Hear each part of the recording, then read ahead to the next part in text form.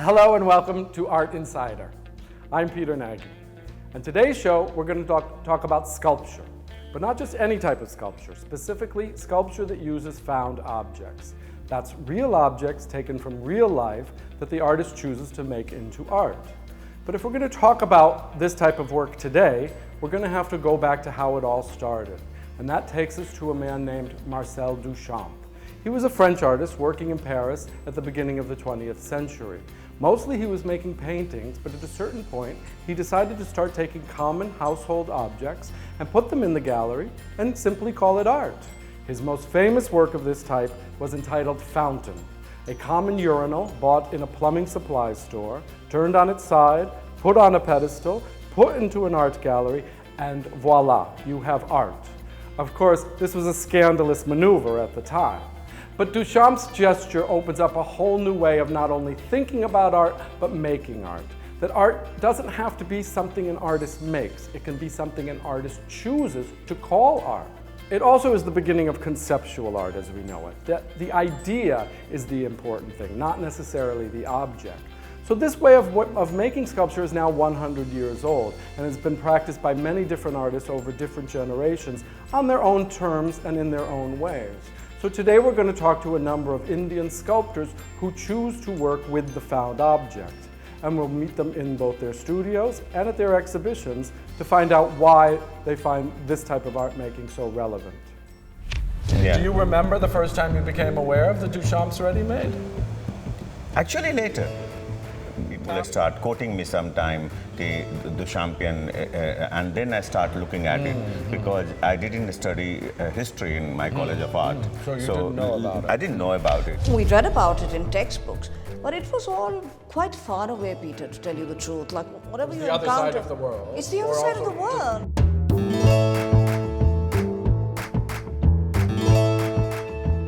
This week on Art Insider, we're talking about the found object in sculpture. We've already seen how this all started with Marcel Duchamp, but while found objects proliferate throughout sculptural practice in India today, many people still seem baffled as to why this can be art. To learn more about this, we'll start with the master of the found object himself, Mr. Subodh Gupta.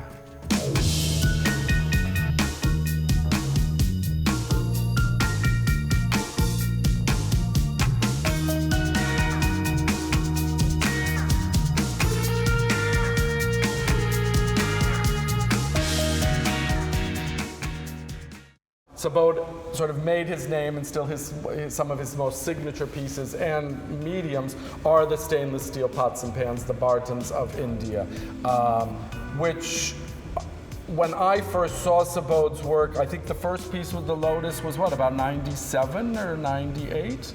Yeah, 98. 98 was the first piece using the 98 I made it, 97, but 99 I exhibited in Kemol Art Gallery first time in Mumbai. And that was the first piece using the stainless steel Bartons in the Absolutely, circle yeah, with the yeah, Lotus, yeah. and then everything came from there. And the first time I was saying this is about the first time I saw that piece in the studio, there was just a recognition that this is the kind of art that should be coming out of India now. It was a very simple device, the stainless steel Bartons, which you find in just about every Indian home.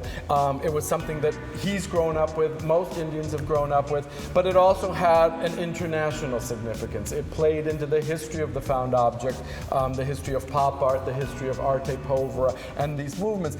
But Subodh was taking those histories and making them his own, really indigenizing it, making an Indian version of these things. So it didn't look like a copycat thing at all. It looked like something very vital. Also, I liked that these things talked of the class system in India, because these are very much now, especially 20 years after that work, even more associated with the common man, the Aam Aadmi, the lower classes, because the upper classes want real china dishes and things like that.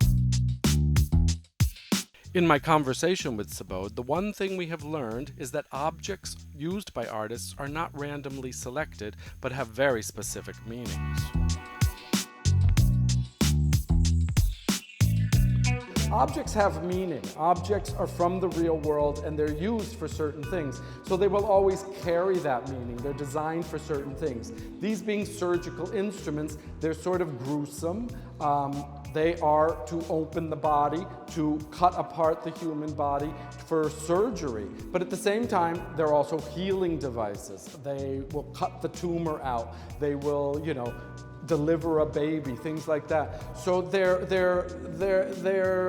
double-sided things. They look menacing. They could be weapons. Many of them are sharp and menacing, but at the same time, they are instruments of health and recovery and things like that. And so the artist has juxtaposed this field of these instruments with a gun. Perhaps guns make these necessary. Guns cause damage that these things correct. So all of those connotations, all those meanings are already here in these objects, and all you have to do is, often people will say, well, what does it mean? Well, the simple fact is, what do surgical instruments mean? Everybody, it's maybe about found object sculptures taking a step back and just looking at the meaning of objects, and that would be the use of them, but also the sort of psychological underpinnings, what they resemble, how we feel about them. Sometimes, the objects that make up the sculpture are meaningful because they have been a part of the artist's life. A very powerful work in this regard is that of the sculptor Anita Dubé, entitled Silence, Blood Wedding. The starting point for the work was a human skeleton, which has autobiographical significance for the artist. My father was diagnosed with cancer, and so in the atmosphere in the house where death was impending, I asked my mother, where is the sack of bones that my brother was studying medicine with? And she says it's in the storeroom. But to back up, because your parents were both physicians. They're both physicians. And so your father had Absolutely. in his office a human skeleton. Yes, absolutely. And so I started to look at each piece of bone and was amazed by how amazing that form was. So it was this work is such a mix of actually my appreciation of the form. It's a found object, it's a dead skeleton, but then really making an effort to combine all the pieces in different ways, almost like a trousseau, a kind of a wedding trousseau, which is why it's called Silence, Blood Wedding.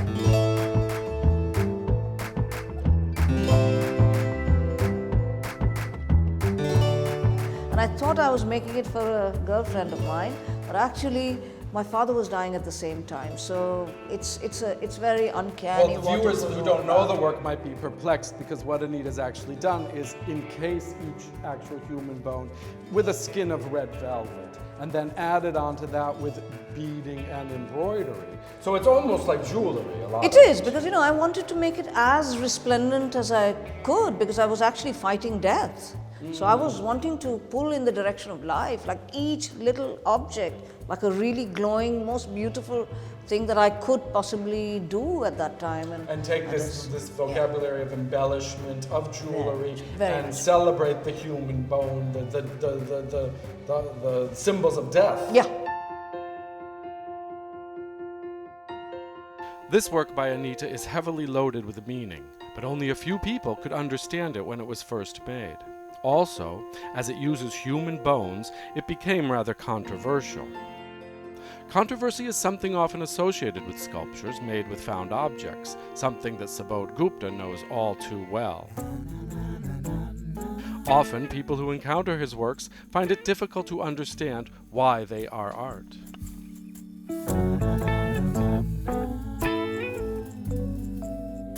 This is a real favorite of mine, and this is a sculpture called Morte. So again, I know when this is shown in galleries, it stops people because they're like, huh?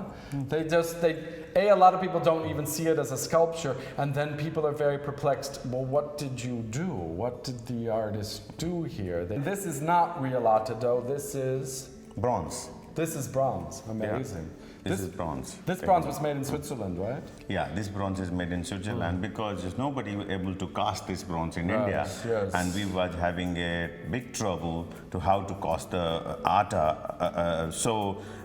What they done, I asked them, how have you taken the mold of the art? They put in the freezer and freeze the art. And that's how to make it they're solid, able to so make they the could make the mold. the I mold love of the art. that that change between something that looks completely like nothing, like just a blob, that anybody could make this blob, but actually, technically, it was a very, very difficult bronze to cast, to get the texture of it and all these little crevices.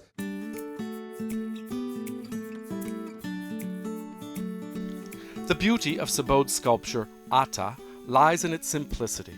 Just because it is simple does not mean it was easy to make. Another good example of simplicity in sculpture is by the artist Pushpamala N. You may look at this circle of wooden chapels and think, why is it so simple? I think the power of the work is in its simplicity. It's sort of the most simple type of shoe that has ever been designed. And what's nice about it is it's a shoe in the shape of a footprint, so it's both shoe and footprint, and going into the circle. So this idea of the yatra, the path, the march, the circularity of that march, the never-ending cycle of the march, the search for something. A lot of the times I think work such as this is important and valuable simply because of its simplicity. The artist knew that it was powerful enough just as this is. Let's leave it be this. It's a very pure piece. It's very, very reductive, but it gains its power from that extreme simplicity. So clearly, sculpture is no longer only about carving wood, chiseling stone, or modeling clay. The artist Barti Kher, who has developed her use of the found object for the past 20 years, beautifully defines what sculpture is to her. But sculpture is really about holding a moment in time. And you have to almost, all your preparations mean everything and absolutely nothing. So to the work. It's because really what you're doing is you're creating a space, an object in space, and you're asking people to experience, I don't know, what is it, that a moment that you have created, and then from that they'll create their own experience. It's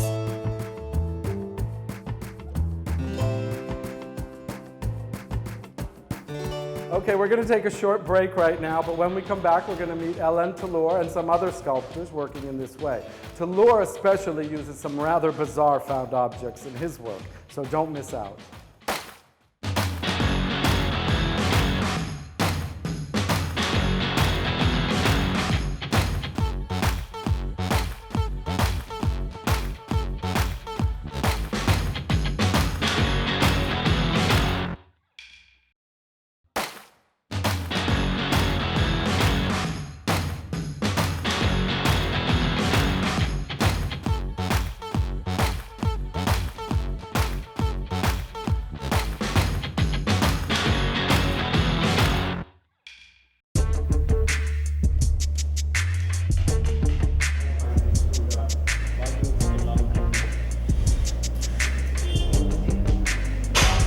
Hi, we're in Mumbai, we're in Kalagoda, and we've rented 2 floors of a building. It's a pretty funky building that's not very fixed up, so we're working with it rather than against it.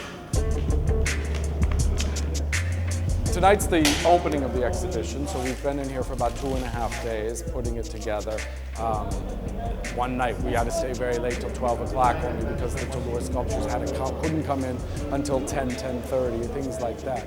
But now everything's done, the tags are all up, the place is clean, and the invites went out last week, and we're expecting, basically the art world of Bombay to come.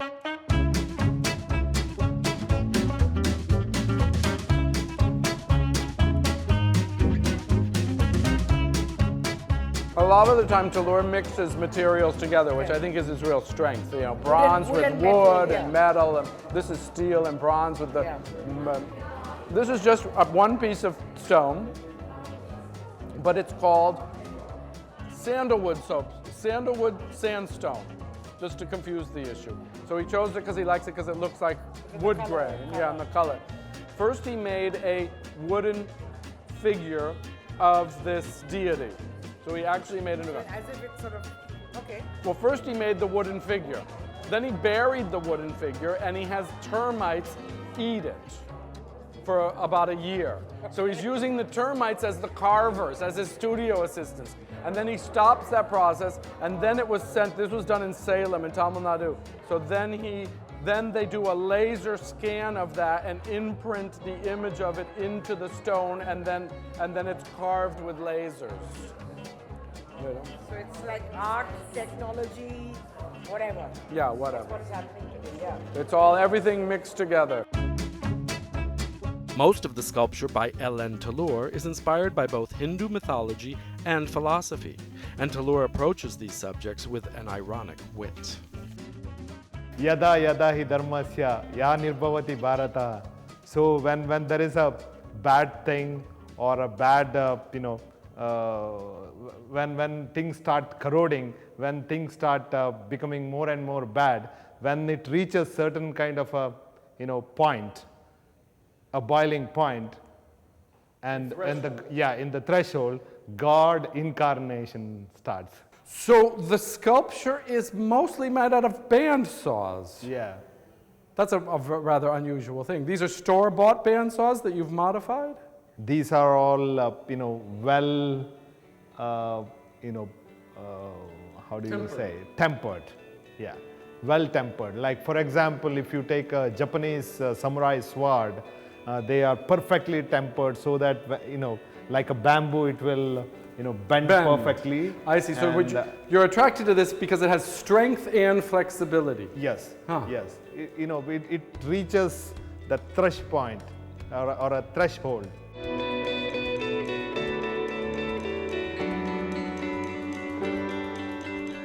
My conversation with Tallur is revealing as to the ideas that go into his works. These thought processes lead to the selection of the objects he uses to create his art. So if you really want to understand art, the best place to begin is to get inside the artist's mind. This is the Peter, I'm doing the new piece. This is the new piece, I'm doing it. And again, these are, what are these? The found object. These are the leftover utensils, aluminum utensils, and almost after using, they thrown it, or they sell it. So I collected from them. I bought it from them. And so someone else has compressed them into these yes, units but for recycling. Again, this also, if you see the fabric, and this fabric also ready-made. When the tailors sewing it, and they cut the fabric and all the leftover the clippings on the floor, and I collected from them. So you just collected those off the floor, something which has no value at all to anybody, and put it into the crevices of these things. And also, don't forget, it also remind the same people who the lower middle class family, mostly in India, they wear the very colorful cloth, very colorful cloth in this country, and that's why you find so many color as well. It tell you a story about about their cooking, tell you a story about their life, tell you many memory on it. So there's a multiple layer on this particular work. Another artist who has made a career by using found objects is Sudarshan Shetty. Aparajita spoke to him about his most recent work that was inspired by a doha and that led to both an architectural construction and a film. शून्यगढ़ शहर शहर घर बस्ती कौन सोता कौन जागे है लाल हमरे हम लालन के तन सोता ब्रह्म जागे है जल बिच कमल कमल बिच कलियां भंवर बास ना लेता है इस नगरी के 10 दरवाजे जोगी फेरी नित लेता है.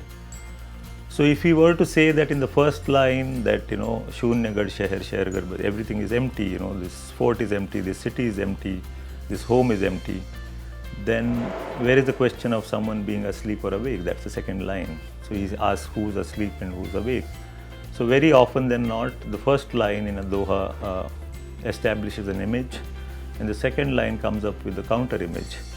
But they are mutually inclusive within the space of that experience, of that poetry, that they create this huge spectatorial space for imagination that you can take away the way you can perceive it from it.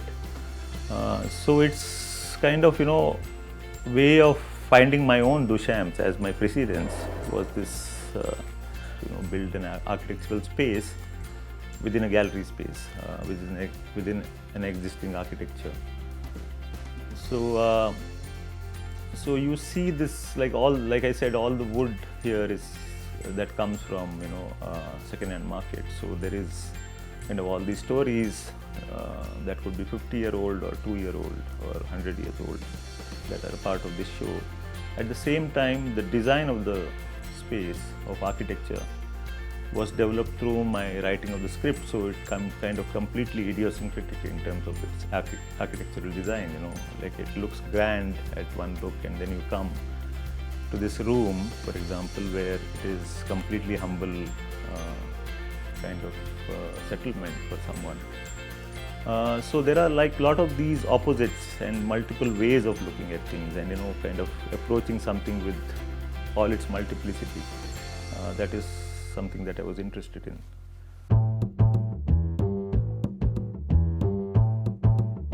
We've seen how many artists manipulate found objects and combine them with other materials and objects to create works of art. That's it for today's show. I hope you enjoyed it, but I hope you also learned something about why so many artists in India today are using found objects in their work, and especially the sculptors. Remember, if we go back to the master who started it all, Marcel Duchamp, who redefined art making and said that art is anything an artist says is art, not necessarily what an artist makes. I hope you can join us for the next episode of Art Insider, because we'll be meeting a number of young collectors who actually buy such found object sculpture. So we're looking forward to seeing you then.